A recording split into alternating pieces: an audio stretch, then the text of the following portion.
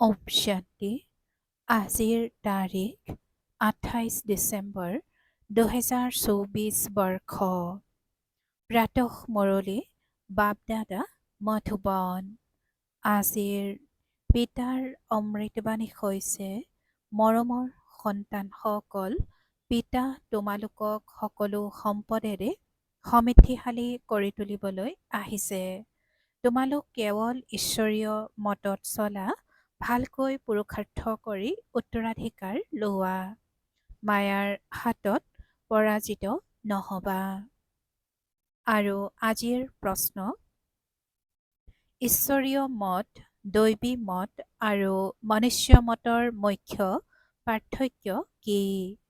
পিতাই উত্তৰত কৈছে, ঈশ্বৰীয় মতেৰে তোমালোক সন্তানসকল নিজৰ ঘৰলৈ উভতি যোৱা, আকৌ নতুন সৃষ্টিত উচ্চ পদ লাভ কৰা। দৈবী মতেৰে তোমালোক সদায় সুখী হৈ থাকা, কিয়নো সেয়াও পিতাৰ দ্বাৰা এই সময়ত পোৱা মত। কিন্তু তথাপিও তাৰ দ্বাৰা অৱনমিত হোৱা। মনুষ্য মতে দুখী কৰে। ঈশ্বৰীয় মতত চলিবৰ কাৰণে প্ৰথমে পঢ়াওঁতা পিতাৰ প্ৰতি পুৰা নিশ্চয়তা থকা উচিত। ওম শান্তি। পিতাই অৰ্থটো বুজাইছে, মই আত্মা শান্তস্বৰূপ। যেতিয়া ওম শান্তি বুলি কোৱা হয়, তেতিয়া আত্মাৰ নিজৰ ঘৰ স্মৃতিলৈ আহে। মই আত্মা শান্তস্বৰূপ। আকৌ যেতিয়া কৰ্মেন্দ্ৰিয় প্ৰাপ্ত হয়, তেতিয়া বাণীত আহে। প্ৰথমে ইন্দ্ৰিয় সৰু হৈ থাকে, পাছত ডাঙৰ হয়। এতিয়া পৰমপিতা পৰমাত্মাটো হৈছে নিৰাকাৰ। তেওঁকো বাণীত আহিবৰ কাৰণে ৰথৰ প্ৰয়োজন। যেনেকৈ তোমালোক আত্মাসকল পৰমধাম নিবাসী, ইয়ালৈ আহি বাণীত আহা। পিতাইও কয়, মই তোমালোকক জ্ঞান দিবলৈ বাণীত আহোঁ। পিতাই নিজৰ আৰু ৰচনাৰ আদি মধ্য আৰু অন্তৰ পৰিচয় দিয়ে। এয়া হৈছে আত্মিক পঢ়া, সেয়া হৈছে পাৰ্থিৱ পঢ়া। তেওঁলোকে নিজক শৰীৰ বুলি ভাবে। এনেকৈ কোনেও নকয় যে মই আত্মাই এই কাণেৰে শুনো। এতিয়া তোমালোক সন্তানসকলে বুজি পোৱা যে পিতা হৈছে পতিত পাৱন। তেওঁৱে আহি বুজায়, মই কেনেকৈ আহোঁ। তোমালোকৰ দৰে মই গৰ্ভত নাহোঁ, মই এওঁৰ শৰীৰত প্ৰৱেশ কৰোঁ, আৰু কোনো প্ৰশ্নই নুঠে। এয়া হৈছে ৰথ, এওঁক মাতা বুলিও কোৱা হয়। সকলোতকৈ ডাঙৰ নদী হৈছে ব্ৰহ্মপুত্ৰ।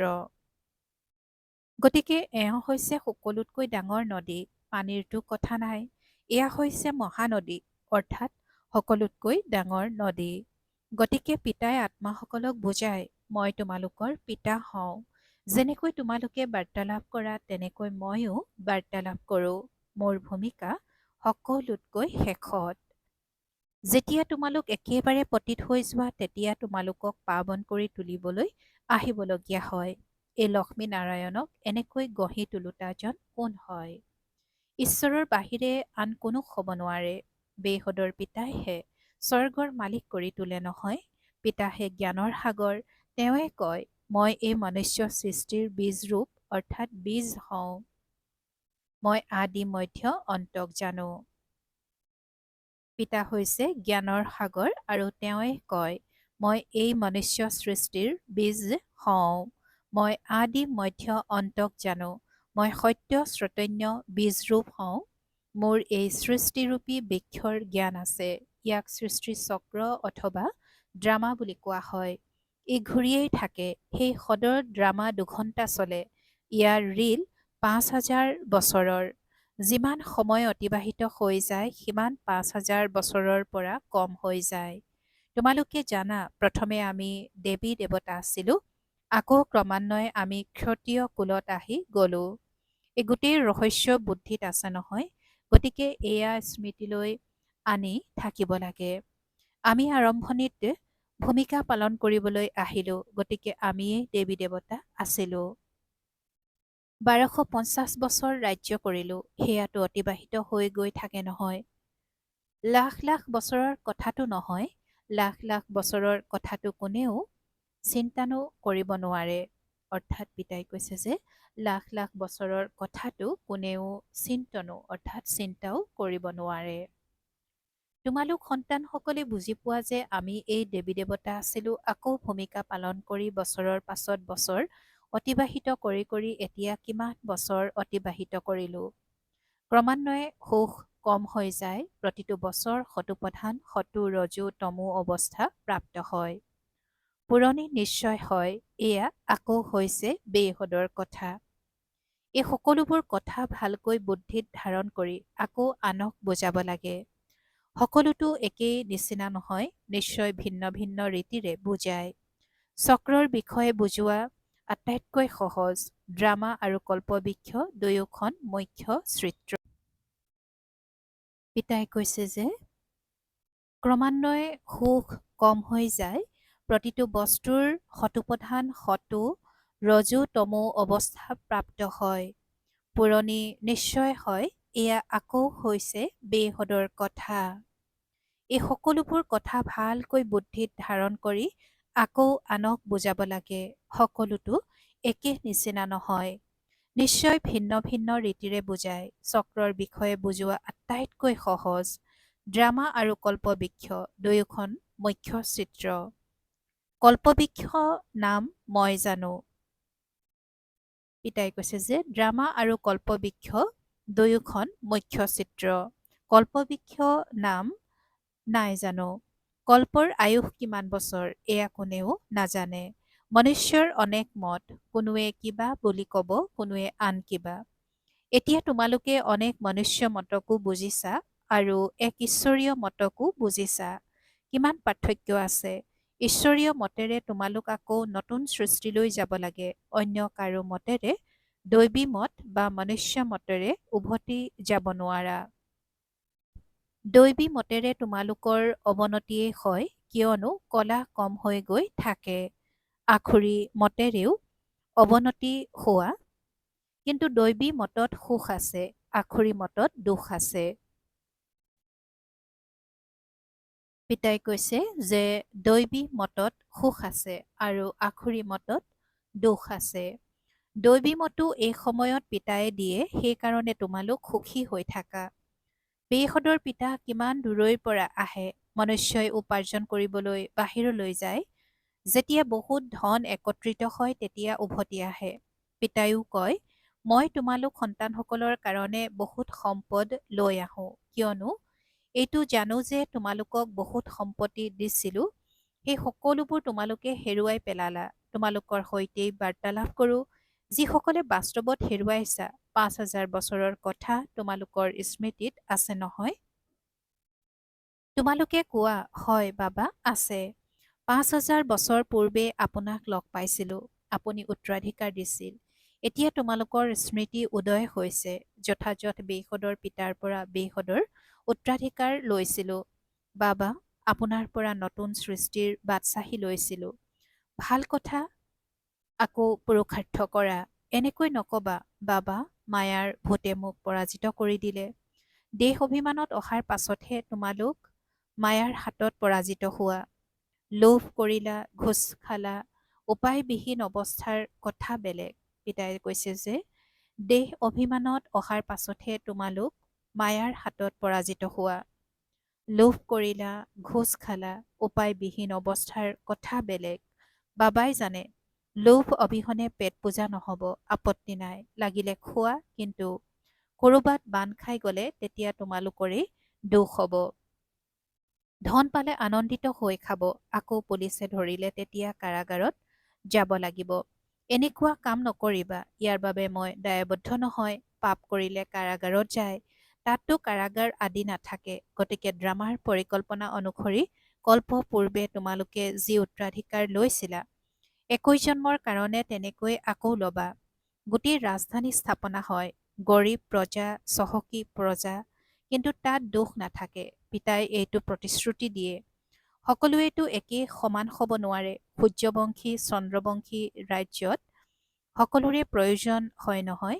সন্তানসকলে জানে পিতাই কেনেকৈ আমাক বিশ্বৰ বাটচাহি দিয়ে। আকৌ আমি অৱনমিত হওঁ, স্মৃতিলৈ আহিছে নহয়। স্কুলত পাঠ স্কুলত পঢ়া পাঠ স্মৃতিত থাকে নহয়।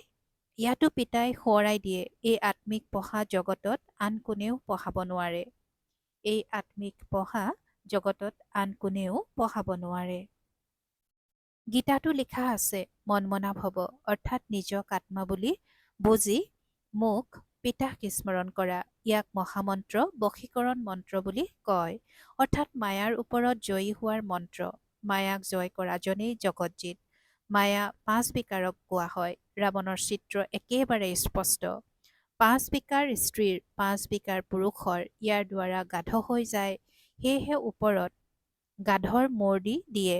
এতিয়া তোমালোকে বুজি পোৱা, জ্ঞান অবিহনে আমিও এনেকুৱা আছিলোঁ। পিতাই কিমান ৰমণীয়তাৰে পঢ়ায়। তেওঁ হৈছে পৰম শিক্ষক। তেওঁৰ পৰা আমি যি পঢ়োঁ সেয়া আকৌ আনক শুনাওঁ। প্ৰথমতেতো পঢ়াওতাজনৰ প্ৰতি নিশ্চয় জন্মাব লাগে। কোৱা, পিতাই আমাক এয়া বুজাইছে। এতিয়া মানি লওক বা নলওক সেয়া আপোনাৰ ওপৰত। পিতাই কৈছে যে তেওঁ হৈছে পৰম শিক্ষক। তেওঁৰ পৰা আমি যি পঢ়োঁ সেয়া আকৌ আনক শুনাওঁ। প্ৰথমতেতো পঢ়াওতাজনৰ প্ৰতি নিশ্চয় জন্মাব লাগে।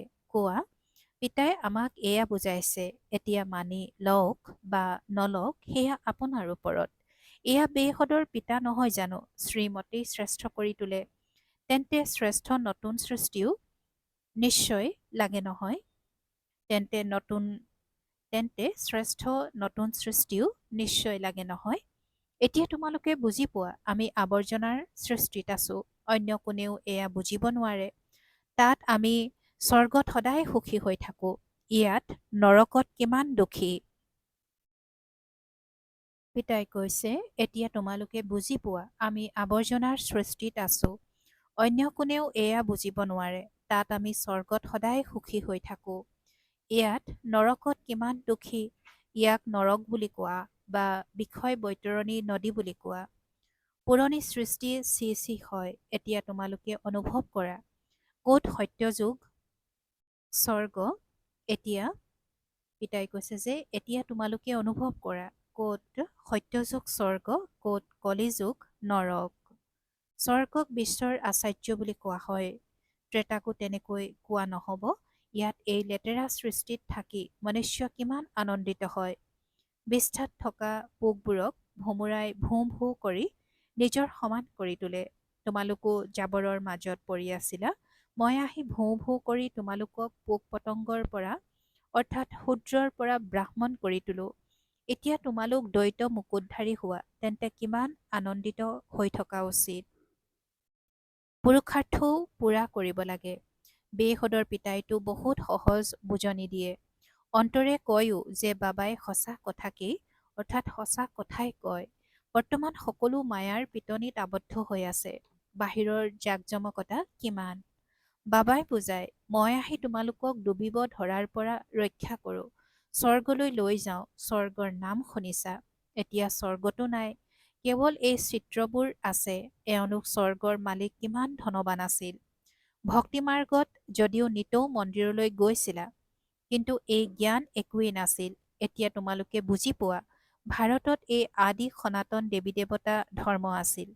এওঁলোকৰ ৰাজ্য কেতিয়া আছিল এয়া কোনেও নাজানে।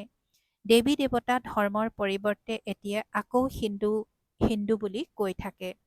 আৰম্ভণিত হিন্দু সভাৰ সভাপতি আহিছিল। তেওঁ কৈছিল, আমি বিকাৰী অখুৰ, নিজক কেনেকৈ দেৱী দেৱতা বুলি কওঁ। আমি কৈছিলোঁ, ঠিক আছে, আহক আপোনাক বুজাই দিম। দেৱী দেৱতা ধৰ্মৰ প্ৰতিষ্ঠা পুনৰাই হৈ আছে। আমি আপোনাক স্বৰ্গৰ মালিক কৰি তুলিম। ইয়াত বহি শিকক। তেতিয়া ক'লে, দাদাজী আজৰি ক'ত? আজৰি নাই যদি তেন্তে আকৌ দেৱতা কেনেকৈ হ'ব? এয়া পঢ়া নহয় জানো? পিতাই কৈছে যে আৰম্ভণিত হিন্দু মহাসভাৰ সভাপতি আহিছিল। তেওঁ কৈছিল যে আমি বিকাৰী অখুৰ, নিজক কেনেকৈ দেৱী দেৱতা বুলি কওঁ। আমি কৈছিলোঁ, ঠিক আছে, আহক আপোনাক বুজাই দিম। দেৱী দেৱতা ধৰ্মৰ প্ৰতিষ্ঠা পুনৰাই হৈ আছে। আমি আপোনাক স্বৰ্গৰ মালিক কৰি তুলিম। ইয়াত বহি শিকক। তেতিয়া ক'লে, দাদাজী, আজৰি ক'ত? আজৰি নাই যদি তেন্তে আকৌ দেৱতা কেনেকৈ হ'ব? এয়া পঢ়া নহয় জানো? বেচেৰাৰ ভাগ্যত নাছিল, মৰি গ'ল। এনেকৈও কোৱা নহ'ব যে তেওঁ প্ৰজাত আহিব, নাহে, এনেয়ে আহি গৈছিল, শুনিছিল ইয়াত পবিত্ৰতাৰ জ্ঞান পোৱা যায়। কিন্তু সত্য যুগততো আহিব নোৱাৰে, তথাপি হিন্দু ধৰ্মতে আহিব। তোমালোক সন্তানসকলে বুজি পোৱা যে মায়া অতি প্ৰবল, কিবা নহয় কিবা ভুল কৰাই থাকে। কেতিয়াবা কিবা ওলট পালট পাপ কৰিলে পিতাক সঁচা অন্তৰেৰে শুনাই দিব লাগে। ৰাৱণৰ সৃষ্টিত পাপটো হৈয়ে থাকে, এনেকৈ কয়, মই জন্ম জন্মান্তৰৰ পাপী। এয়া কোনে ক'লে? আত্মাই ক'লে, পিতাৰ আগত নতুবা দেৱী দেৱতাসকলৰ আগত। এতিয়াতো তোমালোকে অনুভৱ কৰা যে যথাযথ আমি জন্ম জন্মান্তৰৰ পাপী আছিলোঁ। ৰাৱণ ৰাজ্যত পাপ নিশ্চয় কৰিছোঁ। অনেক জন্মৰ পাপৰ বৰ্ণনাটো কৰিব নোৱাৰো। এইটো জন্মৰ বৰ্ণনা কৰিব পাৰো। সেয়া শুনালেও বোজা মুক্ত হৈ যাবা। ছাৰজনৰ আগত বেমাৰৰ কথা কৈ দিব লাগে। অমুকক মাৰিলো, চুৰি কৰিলো, এয়া শুনাবলৈ লাজ নালাগে। বিকাৰৰ কথা শুনাবলৈ লাজ লাগে। ছাৰজনলৈ লাজ কৰিলে বেমাৰ কেনেকৈ ভাল হ'ব? অন্তৰ দহি থাকিব। পিতাক স্মৰণ কৰিব নোৱাৰিবা। সঁচা কথা কৈ দিলে স্মৰণ কৰিব পাৰিবা। পিতাই কয়, মই ছাৰজনে তোমালোকক কিমান দৰৱ দিওঁ। তোমালোকৰ কায়া অৰ্থাৎ শৰীৰ সদায় কাঞ্চন হৈ থাকিব। ছাৰজনক শুনাই দিলে বোজামুক্ত হৈ যায়। কিছুমানে নিজেই লিখি দিয়ে, বাবা, মই জন্ম জন্মান্তৰৰ পাপ কৰিছোঁ। পাপ আত্মাৰ জগতত পাপ আত্মাই হৈছে। এতিয়া পিতাই কয়, সন্তানসকল, তোমালোকে পাপ আত্মাসকলৰ সৈতে লেনদেন কৰিব নালাগে। সঁচা সদ্গুৰু অকালমূৰ্ত হৈছে পিতা। তেওঁ কেতিয়াও পুনৰ্জন্মত নাহে। এওঁলোকে অকাল আসন নাম ৰাখিছে, কিন্তু অৰ্থ বুজি নাপায়। পিতাই বুজাইছে, এয়া আত্মাৰ আসন, শোভাও ইয়াতে পায়। তিলকো, অৰ্থাৎ ইয়াতে ভ্ৰুকুটিত নলগাই জানো? আচলতে তিলক একেবাৰে বিন্দুৰ দৰে লগাইছিল। এতিয়া তোমালোকে নিজে নিজক তিলক লগাব লাগে। পিতাক স্মৰণ কৰি থাকা। যিয়ে বহুত সেৱা কৰিব তেওঁ ডাঙৰ মহাৰজা হ'বগৈ। নতুন সৃষ্টিত জানো পুৰণি সৃষ্টিৰ পাঠ পঢ়িব লাগে? গতিকে ইমান উচ্চ পঢ়াৰ প্ৰতি মনোযোগ দিয়া উচিত। ইয়াত বহি থাকোঁতেও কিছুমানৰ বুদ্ধিযোগ ভালে থাকে। কিছুমানৰ ক'ৰবাত গুচি যায়। কোনোৱে 10 মিনিট লিখে, কোনোৱে 15 মিনিট লিখে। যাৰ খতিয়ান ভাল হ'ব তেওঁৰ নিচা বাঢ়িব। যাৰ খতিয়ান ভাল হ'ব তেওঁৰ নিচা বাঢ়িব। বাবা, ইমান সময় মই আপোনাৰ স্মৃতিত থাকিলোঁ। 15 মিনিটতকৈ বেছি কোনেও লিখিব নোৱাৰে। বুদ্ধি ইফালে সিফালে গুচি যায়। যদি সকলো একৰস হৈ যায় তেতিয়াতো আকৌ কৰ্মাতীত অৱস্থা হৈ যাব। পিতাই কিমান মৰমসনা সুন্দৰ কথা শুনায়। এনেকৈতো কোনো গুৰুৱে শিকোৱা নাই। গুৰুৰ পৰা জানো কেৱল এজনে শিকিব? গুৰুৰ পৰাতো হাজাৰ হাজাৰে শিকিব নহয়। সদ্গুৰুৰ পৰা তোমালোক কিমানে শিকা? সদ্গুৰুৰ পৰা তোমালোক কিমানে শিকা? এয়া হৈছে মায়াক বশ কৰাৰ মন্ত্ৰ। 5 বিকাৰক মায়া বুলি কোৱা হয়। ধনক সম্পত্তি বুলি কোৱা হয়।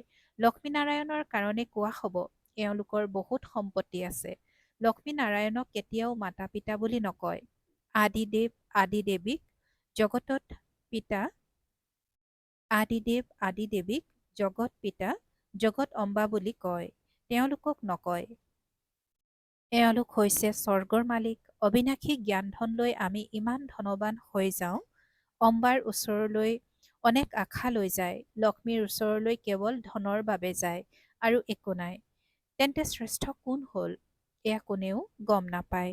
অম্বাৰ পৰা কি পোৱা যায় আৰু লক্ষ্মীৰ পৰা কি পোৱা যায়? লক্ষ্মীৰ পৰা কেৱল ধন বিচাৰে আৰু অম্বাৰ পৰা তোমালোকে সকলো পোৱা। অম্বাৰ নাম বেছি প্ৰসিদ্ধ, কিয়নো মাতাসকলে দুখো বহুত সহ্য কৰিবলগীয়া হয়। সেয়েহে মাতাসকলৰ নাম বেছি প্ৰসিদ্ধ হয়। বাৰু, তথাপি পিতাই কয়, পিতাক স্মৰণ কৰা, তেতিয়া পাৱন হৈ যাবা। চক্ৰক স্মৰণ কৰা, দৈবী গুণ ধাৰণ কৰা, অনেকক নিজৰ সমান কৰি তোলা। তোমালোক ঈশ্বৰ পিতাৰ বিদ্যাৰ্থী, কল্প পূৰ্বেও হৈছিলা। এতিয়া আকৌ সেয়াই লক্ষ্য উদ্দেশ্য। এয়া হৈছে সত্যনাৰায়ণৰ পৰা নাৰায়ণ হোৱাৰ কথা। ভাল বাৰু। অতি মৰমৰ কল্পৰ পাছত পুনৰাই মিলিত হোৱা সন্তানসকলৰ প্ৰতি মাতা পিতা বাপ দাদাৰ স্নেহপূৰ্ণ স্মৰণ আৰু সুপ্ৰভাত। আত্মিক পিতাৰ আত্মিক সন্তানসকলক নমস্কাৰ। আৰু আত্মিক সন্তানসকলৰ আত্মিক মাত পিতা আৰু বাপ দাদাৰ প্ৰতি স্নেহপূৰ্ণ স্মৰণ আৰু সুপ্ৰভাত আৰু নমস্কাৰ নমস্কাৰ নমস্কাৰ। আৰু আজিৰ ধাৰণাৰ বাবে মুখ্য সাৰ প্ৰথমতে, নিজৰ বেমাৰ ছাৰ্জনৰ পৰা কেতিয়াও লুকুৱাব নালাগে। মায়াৰ ভূতবোৰৰ পৰা নিজক ৰক্ষা কৰিব লাগে। নিজক ৰাজতিলক দিবৰ কাৰণে সেৱা নিশ্চয় কৰিব লাগে। দ্বিতীয়তে, নিজক অবিনাশী জ্ঞান ধনেৰে ধনৱান কৰিব লাগে। এতিয়া পাপ আত্মাসকলৰ সৈতে লেনদেন কৰিব নালাগে। পঢ়াৰ প্ৰতি পূৰা মনোযোগ দিব লাগে। আৰু আজিৰ বৰদান, এই কল্যাণকাৰী যুগত সকলোৰে কল্যাণ কৰোতা প্ৰকৃতিজিত মায়াজিত হোৱা। আৰু আজিৰ বৰদানৰ ব্যাখ্যা, সংগম যুগক কল্যাণকাৰী যুগ বুলি কোৱা হয়। এইটো যুগত সদায় যাতে এইটো সমান স্মৃতিত থাকে যে মই কল্যাণকাৰী আত্মা, মোৰ কৰ্তব্য হৈছে প্ৰথমে নিজৰ কল্যাণ কৰা, তাৰ পাছত সকলোৰে কল্যাণ কৰা। কেৱল মনুষ্য আত্মাৰেই নহয়, আমি প্ৰকৃতিৰো কল্যাণ কৰোতা। সেইকাৰণে প্ৰকৃতিজিত মায়াজিত বুলি কোৱা হয়। যেতিয়া আত্মা পুৰুষ প্ৰকৃতিজিত হৈ যায়, তেতিয়া প্ৰকৃতিও সুখদায়ী হৈ যায়। প্ৰকৃতি বা মায়াৰ অস্থিৰতাত আহিব নোৱাৰে। তেওঁলোকৰ ওপৰত অকল্যাণৰ বায়ুমণ্ডলৰ প্ৰভাৱ পৰিব নোৱাৰে। আৰু আজিৰ শ্লোগান, ইজনে সিজনৰ বিচাৰধাৰাক সন্মান দিয়া, তেতিয়া মাননীয় আত্মা হৈ যাবা। পিতাই আজি শ্লোগানত কৈছে যে ইজনে সিজনৰ বিচাৰধাৰাক সন্মান দিয়া, তেতিয়া মাননীয় আত্মা হৈ যাবা। ওম শান্তি। আৰু আজিৰ অব্যক্ত সংকেত, সদায় সন্তুষ্ট হৈ থাকি সকলোকে সন্তুষ্ট কৰি সন্তুষ্টমণি হ'বলৈ আজিৰ অব্যক্ত সংকেত। সন্তুষ্টতা ব্ৰাহ্মণৰ বিশেষ লক্ষণ। নিজৰ প্ৰতিও সন্তুষ্ট আৰু আনৰ প্ৰতিও সন্তুষ্ট হৈ থাকা। যি ভূমিকা পাইছা তাত সন্তুষ্ট হৈ থকা মানেই আগবাঢ়ি গৈ থকা। যিমানেই কঠিন কাকত অৰ্থাৎ পৰিস্থিতি নাহক, কিন্তু সন্তুষ্ট হৈ থাকিব লাগে আৰু সন্তুষ্ট কৰিব লাগে। নিজৰ অনাদি স্বৰূপত স্থিত হৈ থাকিলে নিজেও নিজৰ প্ৰতি সন্তুষ্ট হৈ থাকিবা আৰু আনকো সন্তুষ্টতাৰ বিশেষত্বৰ অনুভৱ কৰাই থাকিবা। ওম শান্তি।